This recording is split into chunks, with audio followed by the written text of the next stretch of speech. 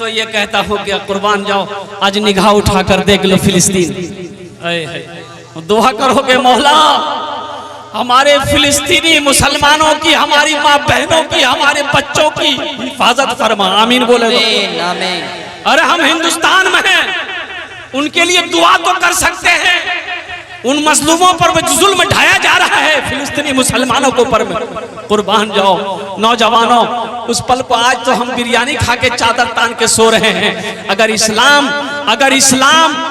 इस्लाम की हकानियत को, सच्चाई को अगर उजागर कोई कर रहा है, देखो फिलिस्तीनी मुसलमानों को देखो, एक हाथ में कुरान है, एक हाथ में अपने शहीद बच्चे के लाश को उठाया हुआ है और कुर्बान जाओ। उस वक्त भी अजान का वक्त होता है तो वो अजान देता हुआ नजर आता है।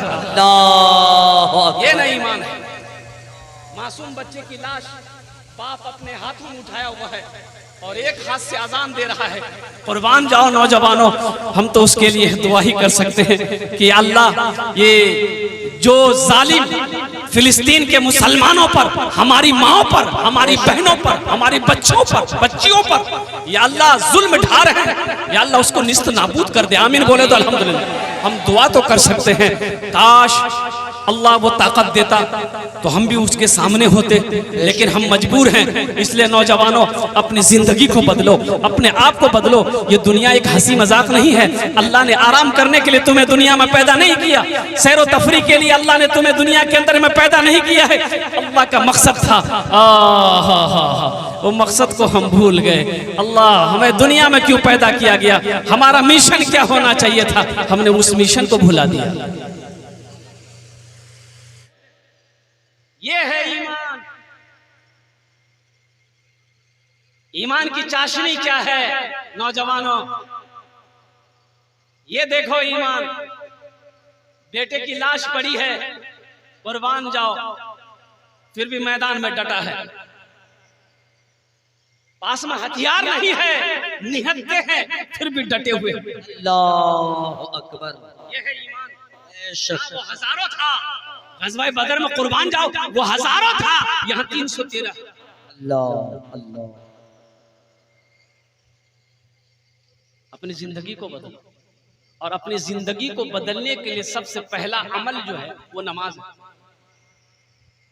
इंशाअल्लाह पढ़ोगे नमाज? इंशाअल्लाह। देखो बच्चों, हम हाथ तो उठा देते हैं, वादा तो करते हैं, लेकिन निभा नहीं पाते। ये अफसोस का मकाम। आज हमारी मस्जिदें खाली है, हमारी मस्जिदें खाली है। बताओ इस मोहल्ले में बरकत होगी? आज हम रोना रो रहे हैं, मेरे घर में बरकत नहीं हजरत, परेशानी बहुत है।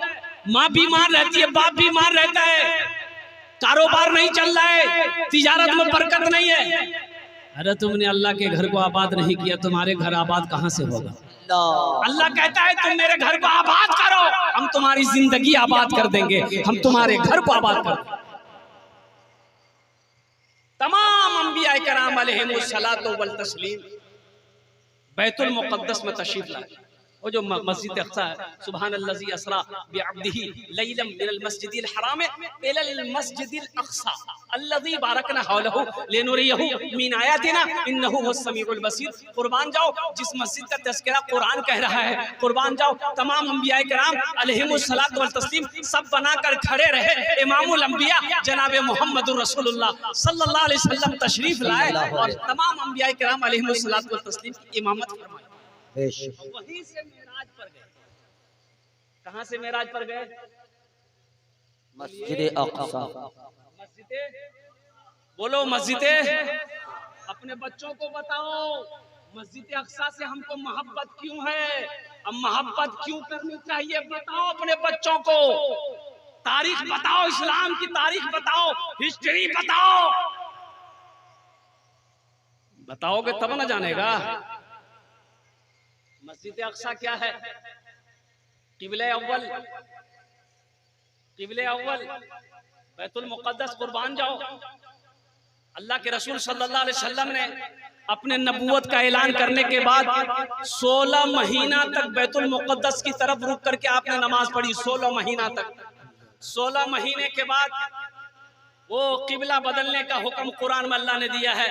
मेरे महबूब, अब किबला बैतुल मुक़द्दस नहीं, अब खाने काबा की तरफ रुक करके नमाज अदा करनी है। ये वो बैतुल मुक़द्दस, ये बैतुल मुक़द्दस कहाँ है? वो फिलिस्तीन में है, जहाँ जंग हो रही है, जहाँ मजलूम मुसलमानों को शहीद किया जा रहा है। अल्लाह अकबर कबीरा। नौजवानों, हर नमाज में फिलिस्तीन के मुसलमानों के लिए दुआ करो, सजदे में दुआ करो, रुकू में दुआ करो, रुकू में दुआ करो, उनके लिए उठते बैठते दुआ करो कि अल्लाह तबारक व तआला गैबी मदद फरमाए और दुश्मन को निस्त नाबूद